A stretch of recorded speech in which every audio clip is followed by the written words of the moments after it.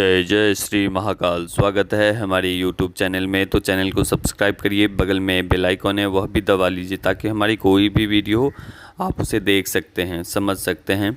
तो सभी लोग से आग्रह है, सभी दर्शकों से जो भी सब्सक्राइब नहीं किया है, जो भी नए दर्शक हैं, सभी से आग्रह है कि सभी लोग 11,000 सब्सक्राइबर होने में आप लोग सहायक बने। इसी कामना के साथ हम आगे बढ़ते हैं और एक रोग मुक्ति कवच के बारे में हम बता रहे हैं। अगर आपको किसी भी प्रकार के रोग हैं, किसी भी प्रकार के, चाहे वो किसी भी असाध्य से असाध्य किसी भी प्रकार के रोग हों, तो आप इस कवच का प्रयोग कर सकते हैं। इस कवच का प्रयोग किस प्रकार से करना है वो हम बता रहे हैं। मुख्य बात कि इस कवच को पहले आपको जल में डुबोना है और प्रतिदिन इस पानी को ग्रहण करना है, पीना है। दूसरी बात कि इस कवच को धारण करने के बाद आपको प्रतिदिन सूर्य भगवान को जल देने हैं। उस जल में आपको करना क्या है, थोड़ी सी गुड़ डालनी है, थोड़ी सी गुड़हल फूल डालनी है, सिंदूर डालनी है और बस उनको अर्पण करना है भगवान सूर्य नारायण को। ठीक है, चाहे वो किसी भी प्रकार का असाध्य से असाध्य रोग हो, लेकिन यह प्रयोग तभी करे जब इस कवच को धारण करे हुए है कोई भी व्यक्ति।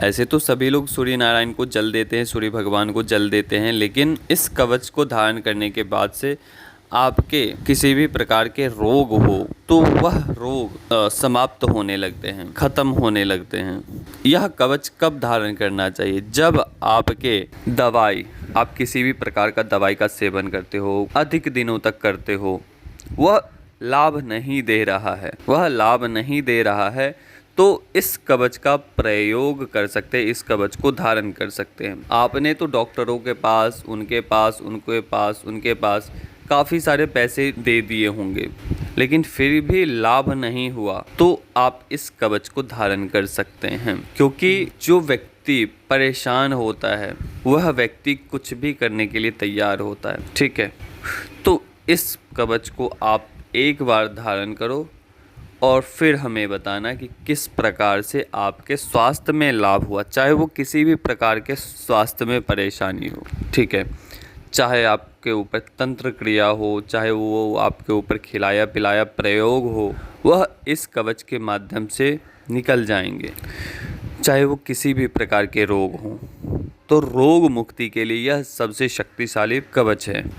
क्योंकि जब व्यक्ति अपने रोगों को पालता रहता है, क्योंकि रोग से अब मान के चलिए कोई भी छोटा मोटा जुकाम वगैरह होता है तो डॉक्टर को दिखा लेना चाहिए। अगर किसी भी प्रकार की इंटरनली कोई दिक्कत है तो सबसे पहले डॉक्टर से सलाह लेना चाहिए। ठीक है, अगर वहाँ से भी कोई रिलीफ नहीं मिलता है तो ही आप इस कवच को धारण करें, तो ही आप तंत्र से जुड़े। ठीक है, तो यह कुछ बातें थी जो हमने आप सभी को बताया है। जो भी आपके रोग हैं, किसी भी प्रकार की तंत्र क्रिया है, बाधाएं हैं, खिलाया पिलाया प्रयोग है, तो वह इस कवच के माध्यम से 101% निकलेंगे। आप प्रयोग करके देखो।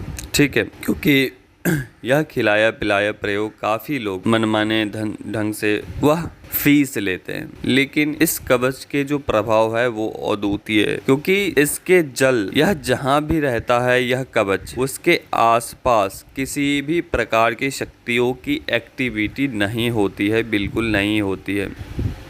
ठीक है, क्योंकि ये क्षेत्र उस शक्ति का हो जाता है, कवच में जो शक्ति डाला गया है उस शक्ति का हो जाता है वह क्षेत्र। तो उस क्षेत्र में कोई भी शक्ति टिक नहीं सकती है। जैसे ही आपके अंदर कोई नकारात्मक शक्ति है या व्याधियां उत्पन्न हो गई है किसी भी प्रकोप के कारण, तो वह जब भी आप जल उसका ग्रहण करेंगे, जब भी आप उस शरीर में आपको लगा रहेगा, तब तक वह क्षेत्र उस कवच के अधीन में रहेगा। आपका पूरा का पूरा शरीर उस कवच में जो रहने वाली शक्तियां हैं, उस शक्ति के अधीन में आपका पूरा का पूरा शरीर रहेगा। उसके अंदर या उसके आसपास कोई भी शक्ति एक्टिविटी नहीं कर सकती है। तो ये एक रोग मुक्ति कवच है। जिनको भी कवच निर्माण करना है वह व्हाट्सएप पे आप जुड़ सकते हैं, क्योंकि आपने इधर उधर करके काफ़ी सारे धन खर्च कर दिए होंगे, लेकिन आप इस कवच को धारण करके देखो, क्या चाहे वो